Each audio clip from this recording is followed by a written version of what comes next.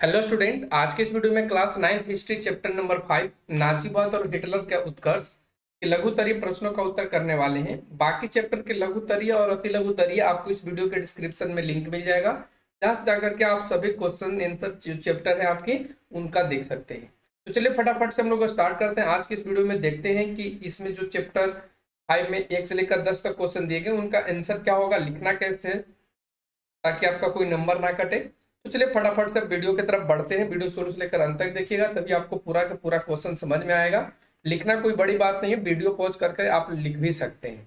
तो चलिए first question आपके स्क्रीन पर दिख रहा है, जिसमें आपसे पूछा है कि आप नाजीवाद से क्या समझते हैं। तो सबसे पहले आपको बताना है यहाँ पे कि नाजीवाद है क्या, ये कहाँ पे था।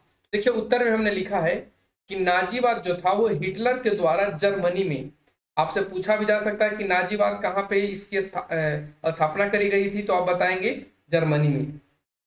किसके द्वारा किया गया था, तो ये हिटलर के द्वारा। ठीक है, तो नाजीवाद हिटलर द्वारा जर्मनी में प्रतिपादित एक सिद्धांत था। यह सिद्धांत सैनिकवाद, वीर पूजा, राज्य की सर्वोच्चता के सिद्धांत, यहूदी विरोधी विचारधारा तथा आर्य प्रजाति के श्रेष्ठता का समन्वय था। तो नाजीवाद का मतलब यही होता है जो हमने आपको यहाँ पे लिख करके बताया। आप अपने शब्दों में भी इसे लिख सकते हैं, कोई दिक्कत नहीं है। अगर आप लोगों को ना लिखना है तभी आप इस वीडियो का हेल्प लीजिए, खुद से लिखते हैं तो बहुत ज्यादा बेस्ट है।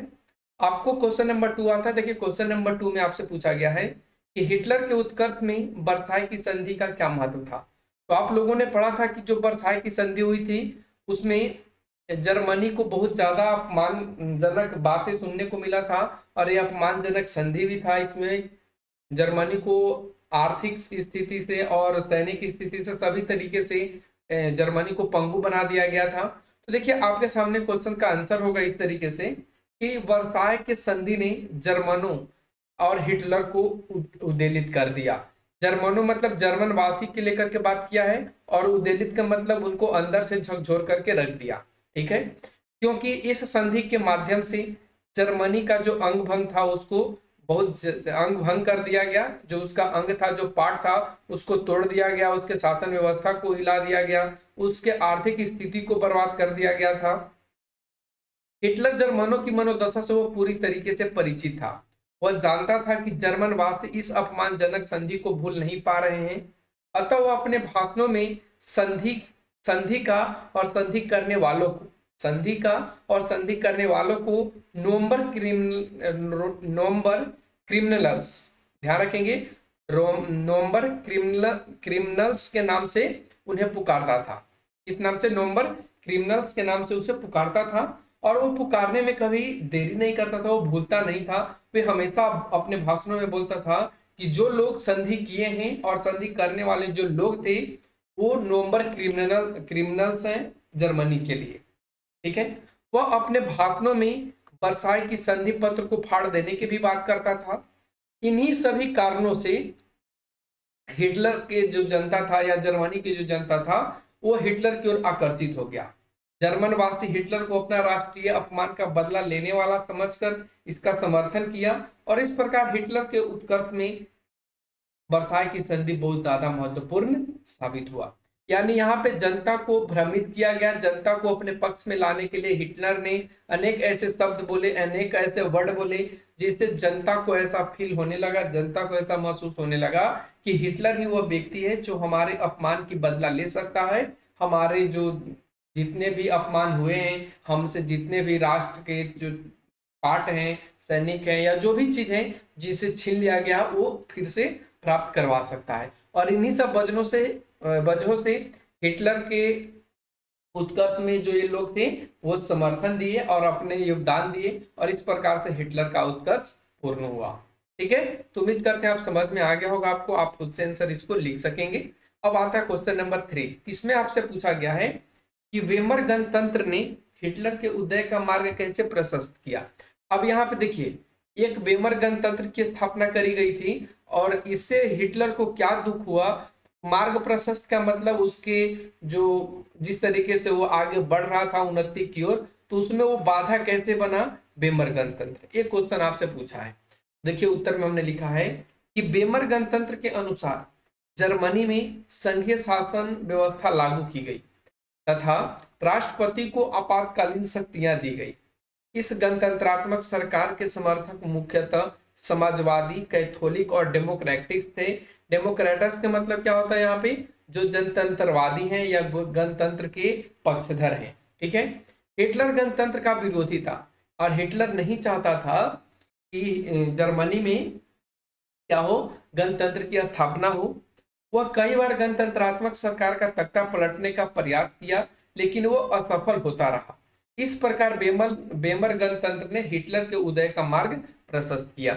यानी हिटलर चाहता था कि इन सभी चीजों को हटा दिया जाए और उसकी जो नाजी पार्टी था या वो जो नाजीवाद का जो समर्थक था उसको आगे की ओर बढ़ाया जाए। लेकिन जैसे ही बेमर गणतंत्र की स्थापना हो गई जर्मनी में, तो यहाँ पे संघीय शासन यानी सभी मिलकर के शासन व्यवस्था लागू कर दिए और उसमें राष्ट्रपति को शक्तियां दी गई।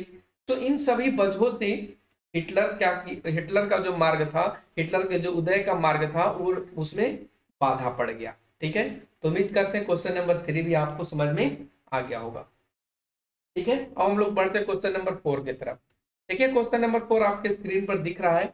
इसमें आपसे पूछा गया यहाँ पे कि जर्मन पूंजीपतियों ने हिटलर का साथ क्यों दिया। तो चलिए इस प्रश्न का भी उत्तर जानते हैं। उत्तर में हमने लिखा है कि जर्मन पूंजीपतियों को ऐसा लगता था कि साम्यवादी शासन व्यवस्था में सारी जो संपत्ति है वो राष्ट्रीय संपत्ति हो जाएगी। ठीक है।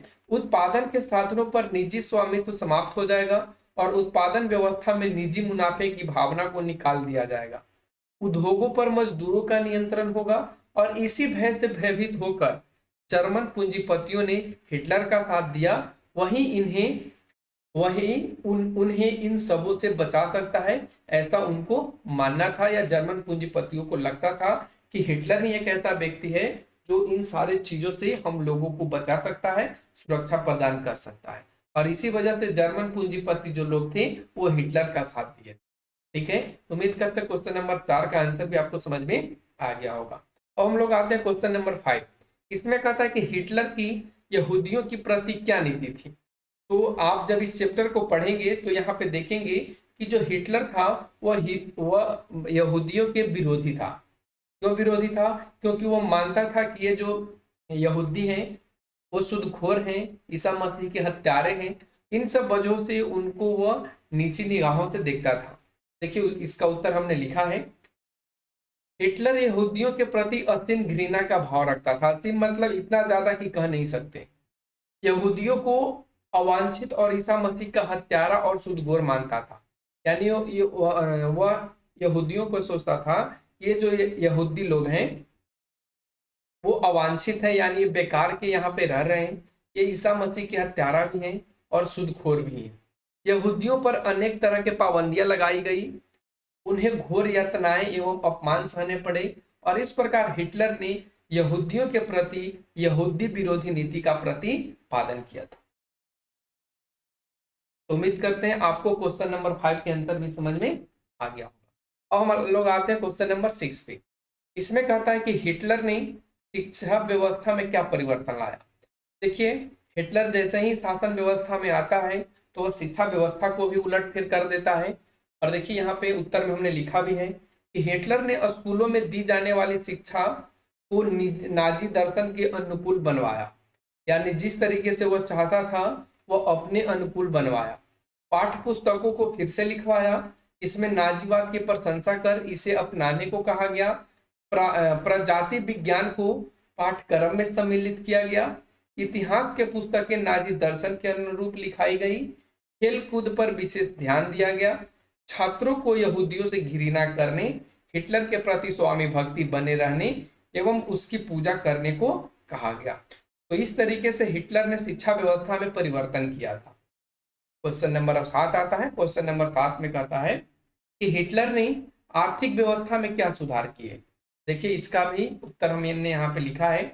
हिटलर ने आर्थिक व्यवस्था में निम्नलिखित सुधार किए, जिनमें फर्स्ट था कि उसने अधिकतम उत्पादन और अधिक से अधिक लोगों को रोजगार उपलब्ध कराने की नीति अपनाई। उसने कृषि में सुधार लाने का प्रयास किया। स्वदेशी वस्तुओं के निर्माण एवं उपयोग पर बल दिया। कारखानों में तालाबंदी, हड़ताल आदि पर प्रतिबंध किए गए। मजदूरों के कार्य करने की अवधि निश्चित कर दी गई एवं उन्हें अन्य सुविधाएं दी गई। तो हिटलर इन सभी कार्यों से जर्मनी में आर्थिक सुधार किया। आप समझ सकते हैं कि जब कृषि में सुधार किया तो कृषि में सुधार हुआ तो यहाँ पर भी आर्थिक व्यवस्था बनेगी। स्वदेशी वस्तु यानी देश के अंदर ही वस्तु का निर्माण किया जाएगा और देश के अंदर ही वस्तु को बेचा जाएगा, जिससे रोजगार मिलेंगे, उत्पादन की क्षमता बढ़ेगी, लोग अपने ही देश के वस्तु को खरीद करके उपयोग करेंगे। फिर कोई भी कारखाना में हड़ताल नहीं किया जाएगा, तालाबंदी नहीं लगाया जाएगा। क्यों? क्योंकि जब जब भी ये सारी चीजें होंगी तो उसके ऊपर प्रतिक्रियाएं यानी कि उस पर कार्रवाई की जाएगी, और जब ऐसा होगा तो लोगों में जो प्रतिरोध की भावना है वो बढ़ेगा। इन सभी वजहों से तालाबंदी हड़ताल पर रोक लगा दिया गया। मजदूरों को काम करने का जो टाइम टेबल था उसको फिक्स कर दिया गया कि 8 घंटा करेंगे या 12 घंटा करेंगे। तो ये सारी सुविधा के कारण हिटलर ने जर्मनी में आर्थिक सुधार किया था। ठीक है, अब बढ़ते आगे क्वेश्चन नंबर 8। क्वेश्चन नंबर 8 कहता है कि रोम बर्लिन टोक्यो धुरी का गठन कैसे हुआ। रोम बर्लिन टोक्यो धुरी का गठन कैसे हुआ? इस प्रश्न का उत्तर हो जाएगा कि अबसिनियाई युद्ध में जर्मनी ने इटली की सहायता की थी। अबसिनियाई युद्ध में जर्मनी ने किसकी सहायता करी थी? इटली की। फलतः रोम और बर्लिन में, रोम किसकी राजधानी आप लोग कमेंट में बताएंगे और बर्लिन किसकी राजधानी आप लोग कमेंट में बताएंगे। ठीक है, आप लोग इन दोनों की राजधानी को बताएंगे कि रोम किसकी है राजधानी और बर्लिन किसकी है राजधानी। ठीक है, तो फलतः रोम और बर्लिन ने आपस में एक संधि कर ली। यह रोम बर्लिन के नाम से विख्यात हुआ। ठीक है, जब जर्मनी ने इटली को सहायता दिया तो जर्मनी और इटली क्या किया? आपस में एक संधि किया और संधि के तहत ये दोनों अपना नाम बदलकर रोम बर्लिन रखा। ठीक है, रोम बर्लिन ने स्पेनिश शासक जनरल फ्रैंको से मित्रता स्थापित करी और 1936 में जर्मनी और जापान में साम्यवाद के विरुद्ध एक आपसी समझौता किया गया और इसमें 1937 में इटली भी सम्मिलित हो गया। फलतः यह अब त्रिदलीय संधि हो गया, रोम बर्लिन टोक्यो, और इसको रोम बर्लिन टोक्यो धुरी के नाम से विख्यात किया गया। तो गठन कैसे हुआ? आपने देखा कि पहले जर्मनी और इटली आपस में संधि किया, फिर उसके बाद स्पेनिश शासक जनरल फ्रैंको से मित्रता की गई और जर्मनी जापान ने साम्यवाद के विरुद्ध आपसी समझौता किया और जर्मनी जापान के साथ साथ इटली भी इसमें शामिल हुआ। तो इसी वजह से इसका नाम रख दिया गया रोम बर्लिन टोक्यो धुरी। उम्मीद करते हैं ये क्वेश्चन का आंसर आपको समझ में आ गया होगा। अब हम लोग आते हैं क्वेश्चन नंबर 9। इसमें कहता है कि हिटलर ने पोलैंड पर क्यों आक्रमण किया, इसके क्या परिणाम हुए। देखिए इस प्रश्न का उत्तर हमने लिखा है यहाँ पे कि हिटलर ने पोलैंड के साथ 10 वर्षों के लिए आक्रमण न करने की संधि किया था। यानी कहने का इसका मतलब है कि हिटलर ने वादा किया था पोलैंड से या संधि किया था कि हम 10 वर्षों तक कोई युद्ध आपसे नहीं करेंगे, लेकिन फिर भी हिटलर इससे संतुष्ट नहीं था। वर्साय की संधि द्वारा पोलैंड को जो पोलिस गलियारा दिया था उसे हिटलर वापस लेना चाहता था। ध्यान रखेंगे, वर्साय के संधि के द्वारा जो पोलैंड को गलियारा दिया गया था, पुलिस गलियारा जर्मनी से होते हुए, वह उसे वापस लेना चाहता था हिटलर। उसने पोलैंड से इसे वापस करने की मांग की, लेकिन पोलैंड ने इसकी मांगों को ठुकरा दिया और फलतः 1 सितंबर 1939 को हिटलर ने पोलैंड पर आक्रमण कर दिया। तो आपने समझा कि पोलैंड पर आक्रमण करने की वजह क्या थी। तो सबसे पहला जो रीजन था वो था पुलिस गलियारा। पुलिस गलियारा हिटलर मांग कर रहा था पोलैंड से, जो पोलैंड वाले नहीं दिए, और इसी वजह से हिटलर ने क्या किया, 1 सितंबर 1939 को युद्ध मतलब आक्रमण कर दिया पोलैंड पर। और यही दिन से आप ध्यान रखेंगे 1939 से ही सेकेंड वर्ल्ड वार हो जाता है। कब? हिटलर जब स्टार्ट कर देता है तब। देखिए इसका हम लिखे हुए हैं, इसका परिणाम यह हुआ कि यह द्वितीय विश्व युद्ध के रूप में सामने आया। ठीक है, उम्मीद करते हैं क्वेश्चन नंबर 9 भी आपका कंप्लीट हो गया होगा। अब आते हैं क्वेश्चन नंबर 10 पे। क्वेश्चन नंबर 10 कहता है कि नाजीवाद ने द्वितीय विश्व युद्ध की पृष्ठभूमि कैसे तैयार कर दी। चलिए इस प्रश्न का भी उत्तर जानते हैं। उत्तर में हमने लिखा है कि नाजीवाद ने द्वितीय विश्व युद्ध की पृष्ठभूमि इस प्रकार से तय कर दी जो निम्न है। देखेंगे फर्स्ट में, इसने उदारवाद, इसमें मतलब नाजीवाद में, ठीक है, नाजीवाद में उदारवाद एवं लोकतंत्र का कट्टर विरोधी अवधारणा है। यानी इसमें लोकतंत्र जो भी व्यक्ति मानेगा उसको सजा दिया जाएगा, यानी लोकतंत्र नहीं मानना है। यह लोकतंत्र के एकदम बिल्कुल कट्टर विरोधी था नाजीवाद। सेकंड में अंतरराष्ट्रीय समाजवाद पर अंतरराष्ट्रीय समाजवाद पर प्रबल विरोधी, यानी वो अंतरराष्ट्रीय, यानी देश के अंदर ही सारा कुछ है, देश के बाहर कुछ नहीं, देश के बाहर सब विरोधी हैं, ऐसा नीति उसने अपनाया था। ठीक है। थर्ड में इसमें सर्वसत्तावादी राज की संकल्पना करी गई थी। सर्वसत्तावादी मतलब सभी ओर अपना शासन होना चाहिए। इसी के वजह से आगे चल के सेकेंड वर्ल्ड वार होता है और सेकेंड वर्ल्ड वार में हिटलर का नामो निशान मिट जाता है और हिटलर खुद को आत्मदाह कर लेता है। ठीक है, आप जब इस चैप्टर को पढ़े होंगे तो आपको पढ़ाया गया होगा। नंबर 4, उग्र राष्ट्रवाद का पोषक, यानी जो नाजीवाद था वो हमेशा उग्रवादी या उग्र राष्ट्रवाद के वो पोषक, यानी उग्रवाद को वो क्या करता था, सहायता प्रदान करता था। ठीक है। राजा की निरंकुश शक्ति थी इसमें नाजीवाद में। फिर उसमें यहूदी विरोधी भी नीति था, यानी यहूदियों से वो मतलब घृणा करता था, जो हमने आपको ऊपर के क्वेश्चन में बता ही दिया है। सैन्यवाद को उसने प्रोत्साहन किया, यानी सैनिक शक्ति को उसने बढ़ाना स्टार्ट कर दिया। और इन सब कारणों से नाजीवाद ने द्वितीय विश्व युद्ध की पृष्ठभूमि तैयार कर दी। इन उपरोक्त कारणों से नाजीवाद ने द्वितीय विश्व युद्ध की पृष्ठभूमि को तैयार कर दिया। तो इस तरीके से आपको यहाँ पे लिखना था। उम्मीद करते हैं सारे प्रश्नों का उत्तर आप लोगों को मिल गया होगा। यह वीडियो कैसा लगा? अगर वीडियो अच्छा लगे तो लाइक जरूर कीजिएगा और अपने दोस्तों में भी शेयर कीजिएगा। अगर आप लोगों को कोई दिक्कत होता है तो आप लोग कमेंट कीजिए, कमेंट का रिप्लाई आप लोगों को जल्द ही प्रोवाइड कराया जाएगा। तो आज के लिए बस इतना ही। Thanks for watching, take care, bye bye.